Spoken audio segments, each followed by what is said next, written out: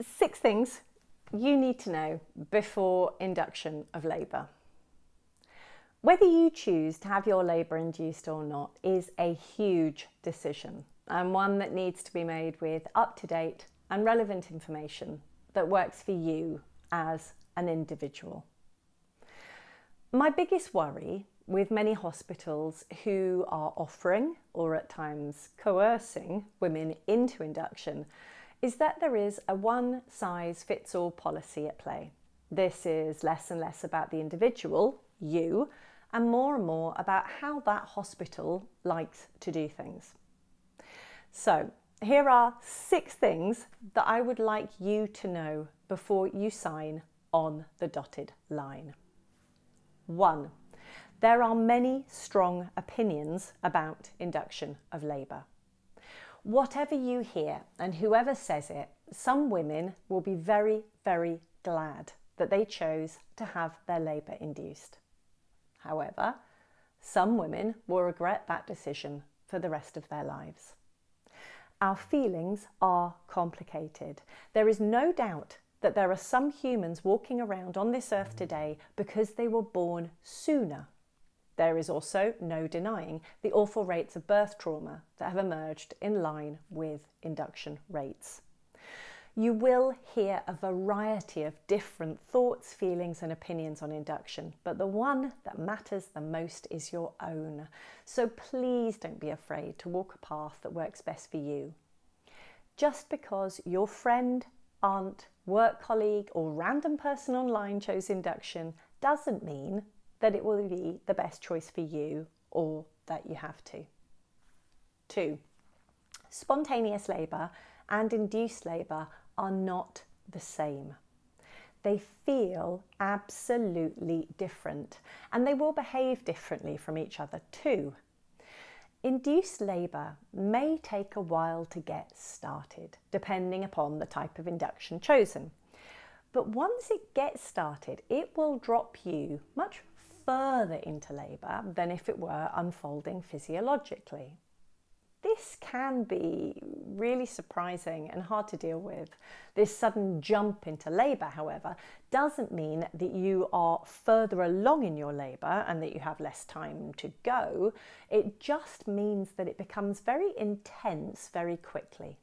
So if you were expecting that physiological, slow start to labour, opening and unfolding over days or hours, then this won't be it.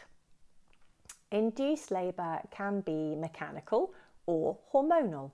Mechanical inductions would be a stretch and sweep, artificially breaking your waters, a Foley bulb or Dilapan rods. Hormonal options would be prostaglandin gel or synthetic oxytocin. Once this process has started, you are now on a different birth path.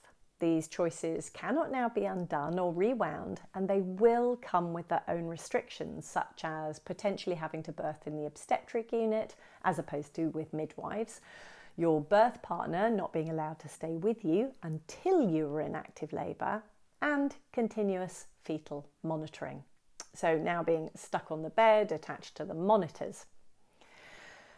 As synthetic hormones do not cross the blood-brain barrier, they will not trigger the release of endorphins that occurs normally during a physiological labour. This means that induced birth with Syntocin on will be more painful.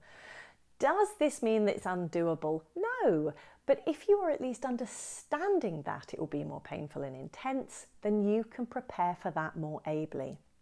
It's sometimes the shock of the intensity and pain of induction which can make it such a poor experience for so many women.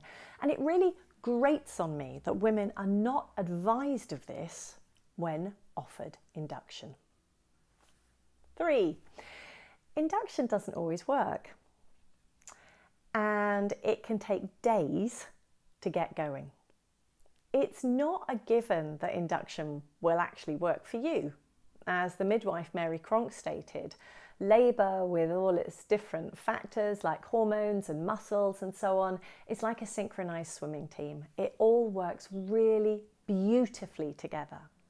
But induction of labour, that's like chucking one of the swimmers in the pool and just hoping the rest will jump in and know what to do.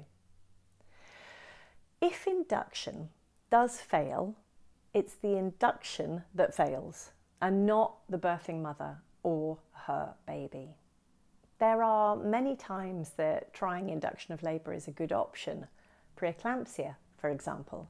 However, we do know that it can lead to a higher chance of caesarean, and that just because it's offered doesn't mean that it will necessarily work. 4. Induction is not risk-free. For many women who are offered induction of labour, they are told of the risks of not doing this, but very rarely of the risks of induction itself. Every choice you make in pregnancy and birth comes with an imaginary set of scales. What are the pros and what are the cons? Now, we know in life that most things we choose come with positives and negatives, and working through those can make us feel more confident in our choices and also more aware and capable should our choices not work out for us. It does women a huge disservice to pretend that terminating a pregnancy earlier than it would have spontaneously come to an end is completely risk-free. There are risks on each induction option, and these need to be examined carefully. These may range from rupturing your amniotic sac during a stretch and sweep to overstimulating your uterus and causing your baby distress during synthetic oxytocin. Some of these risks can then go on to cause more problems.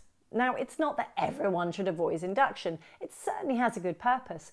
But if we know the risks, we are far more prepared to work with and around them should we need to. 5. You do not have to be induced. It is not the law. Induction of labour is a tool to try to get your labour started. It is optional. Your care provider needs to give you valid, up-to-date and individualised information before you can make a decision on whether you would like to follow this path. It may be the hospital protocol to offer this to you. It is not, however, the law. You can choose yes or you can choose no. If you choose not to be induced, you have a right to further monitoring and support while you await your labour to start. You can also change your mind either way if you want to.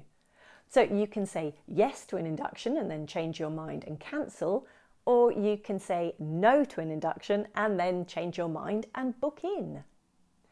Induction is optional for whatever reason it has been offered to you. 6. Where can you get up-to-date and helpful information about induction? I recommend 4 books. Yep. And we'll also link you to 3 websites below this video in the text. Book 1. Inducing Labour, Making Informed Decisions by Dr. Sarah Wickham.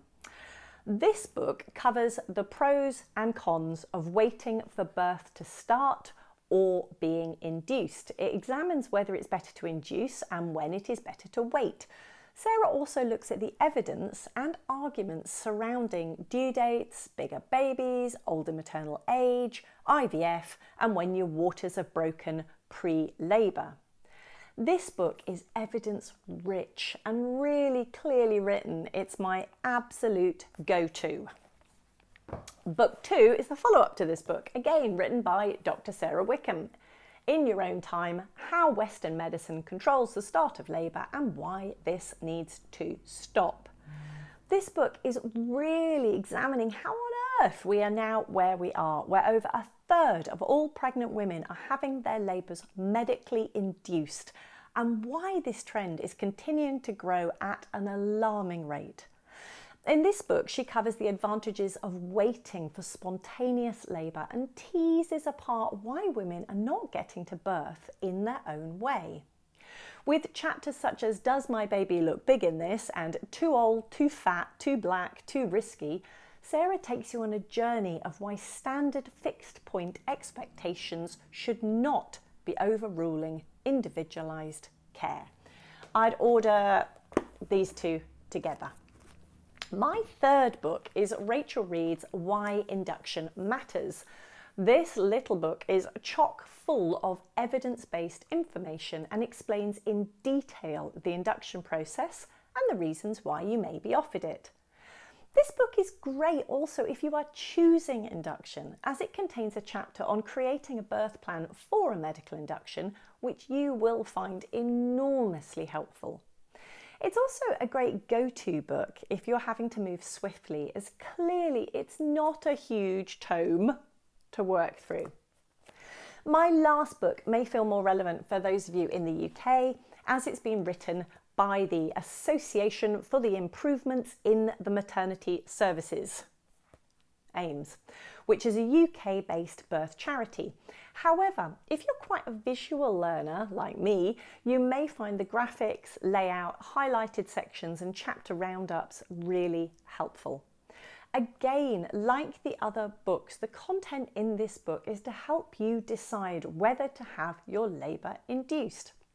So there are plenty of facts and figures, as well as support in preparing you for induction. It'll show you where the evidence is strong and where it is very weak, and gives you plenty of discussion material for your meetings with your obstetrician or midwife. All of these books include comments and thoughts from women who have chosen induction and who have refused induction, and their thoughts and feelings on the matter. So there you have it. 6 things that I want you to know before induction of labour, before you even have to have a conversation about induction of labour.